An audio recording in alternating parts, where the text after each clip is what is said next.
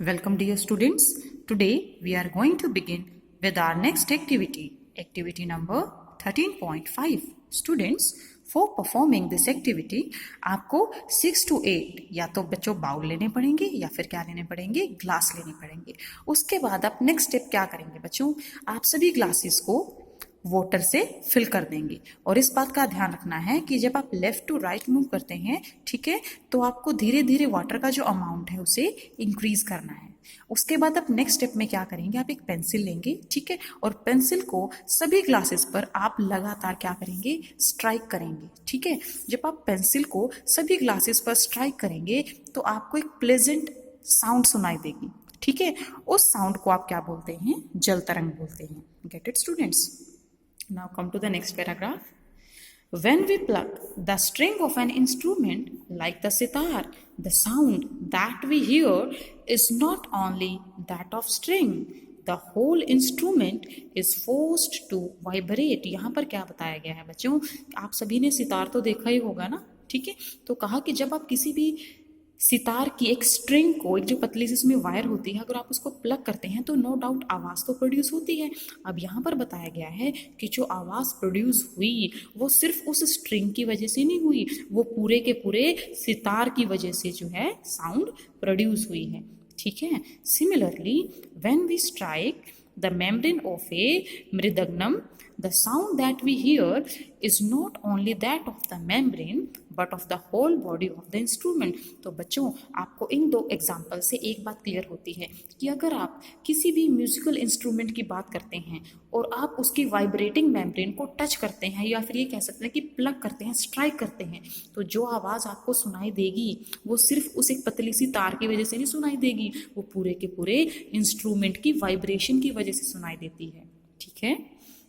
अब next point पर आते हैं, साउंड प्रोड्यूस्ड बाय ह्यूमंस, कि हम जो ह्यूमंस हैं हम साउंड कैसे प्रोड्यूस करते हैं। तो देखिए, speak loudly for a while or sing a song or buzz like a bee, put your hand on your throat as shown in the figure 13.8. 13.8 figure में क्या शो किया गया है बच्चों, यहाँ पर देखिए, ये आपका जो थ्रोट है उसे दिखाया गया है, ठीक है।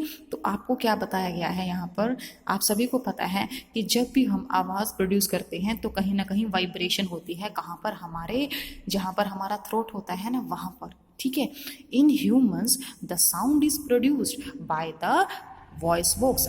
Very important question NTS exams के लिए, कि हमारी बॉडी में वो कौन सा पार्ट होता है जहाँ पर साउंड प्रोड्यूस होती है, तो उसे आप क्या बोलते हैं बच्चों, वॉइस बॉक्स। और वॉइस बॉक्स का ही दूसरा नाम क्या है, लैरिंक्स। वॉइस बॉक्स कहाँ पर प्रेजेंट होता है बच्चों, आपके थ्रोट में, आपके गले में प्रेजेंट होता है, ठीक है। And find a hard bump that seems to move when you swallow, ठीक है। जब आप खाना खाते हैं ना तब आपको अपना जो वॉइस बॉक्स है ना वो आपको क्लियरली दिखाई देता है, क्योंकि इसमें भी मूवमेंट होती है जब आप खाना खाते हैं, ठीक है। आप इस चीज़ को ऑब्जर्व भी कर सकते हैं। This part of the body is known as the voice box. It is at the upper end of the windpipe. बच्चों देखिए, विंड पाइप क्या होती है, आप सभी को पता है कि हम अपनी नाक से सांस लेते हैं, ठीक है। अब नाक से सांस लेने के बाद क्या होती है, जो आपने हवा अपनी नाक के अंदर ली है ना, वो अंदर जाके किस में जाती है बच्चों, हमारी, देखिए, हमारा जो गर्दन के नीचे का एरिया है ना जिसको हम चेस्ट बोलते हैं, वहां पर बिल्कुल एक स्ट्रेट जो है, जैसे अगर मैं बॉय की बात करूं, यहाँ पर इसकी नोज है, इसने यहाँ से एयर को अंदर लिया, ठीक है। अब बेटा दिखाई नहीं दे रही, पर जहां पर इसका थ्रोट है ना उसके नीचे एक लंबी सी पतली सी पाइप होती है, ठीक है। हमारी स्किन उसके ऊपर कवर्ड होती है, इसलिए हमें एज इट इज दिखाई नहीं देती, पर नाक के बाद जब एयर एंट्री करती है तो बाद में वो कहाँ जाती है, एक विंड पाइप में, ठीक है। विंड पाइप को आप क्या बोल देते हैं बच्चों, एयर पाइप भी बोल सकते हैं। अब देखिए, विंड पाइप में एयर गई, उसके बाद आप सभी को पता है कि हमारे स्टमक के नीचे ना, ठीक है, क्या प्रेजेंट होते हैं, स्टमक के नीचे नहीं कहेंगे बच्चों, स्टमक के ऊपर, यहाँ पर इस रीजन में, ठीक है। तो यहाँ पर क्या प्रेजेंट होते हैं, हमारे लंग्स प्रेजेंट होते हैं। क्या प्रेजेंट होते हैं, लंग्स प्रेजेंट होते हैं, ठीक है। और आप सभी को पता है कि हमारे लंग्स को एयर की बहुत ज़्यादा रिक्वायरमेंट होती है, ठीक है। The two vocal cords are stretched across the voice box. अब देखिए, वोकल कोड कहाँ पर प्रेजेंट होते हैं, हमारा जो गला है, जो हमारा थ्रोट है, वहाँ पर क्या प्रेजेंट होते हैं, दो वोकल कोड प्रेजेंट होते हैं, ठीक है। Okay, they are stretched across the voice box or the larynx in such a way that it leaves a narrow slit between them for the passage of the air। ठीक है, अब देखिए यहाँ पर दिखाया गया है, कहा गया है कि जहाँ पर हमारी गर्दन में, हमारे थ्रोट में आवाज़ प्रोड्यूस होती है ना, उसकी साइड में दो क्या होते हैं, अलग अलग कोड प्रेजेंट होते हैं, जिसको बोलते हैं वोकल कोड। और कहा कि जो दो वोकल कोड होते हैं ना, उनके बीच में जगह होती है। ठीक है, और उस जगह से क्या पास करती है, एयर पास करती है। जब एयर हमारे दो वोकल कोड के अंदर से पास करेगी, उसके बाद वो कहाँ जाती है, उसके बाद वो जाती है विंड पाइप, और विंड पाइप के बाद हवा कहाँ जाती है बच्चों, हमारे लंग्स में जाती है। कहाँ जाती है, हमारे लंग्स में जाती है।